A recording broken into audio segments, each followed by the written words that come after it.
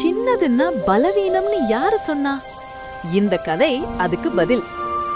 ஒரு பசுமையான தோட்டத்துல ஒரு சின்ன லேடி பக் லிலி வாழ்ந்தது. அத பார்த்தாலே எல்லோரும் சின்ன பூச்சி என்ன செய்ய முடியும் என்று சிரிப்பார்கள். ஒரு நாள் தோட்டத்தை காப்பாற்றும் ஜாது மரம் வாட ஆரம்பிச்சது. எந்த பூச்சியாலும் காரணம் தெரியவில்லை. ஆனால் லிலி மட்டும் கவனமாக பார்த்தது. மரத்தின் வேர் அருகே ஒரு சிறிய கல்லு சிக்கி நீர் செல்லாமல் தடுத்தது. அதை எடுக்க பெரிய பூச்சிகளால் முடியவில்லை. ஆனால் லிலி அதன் சிறிய உடலால் சுலபமாக உள்ளே நுழைந்து கல்லை வெளியே தள்ளிவிட்டது. அதே நேரம் மரம் ஜொலித்து உயிர் பெற்றது. அனைத்து பூச்சிகளும் ஆச்சரியப்பட்டு, உன் அளவு முக்கியமில்லை, உன் தைரியம்தான் முக்கியம் என்று பாராட்டினார்கள்.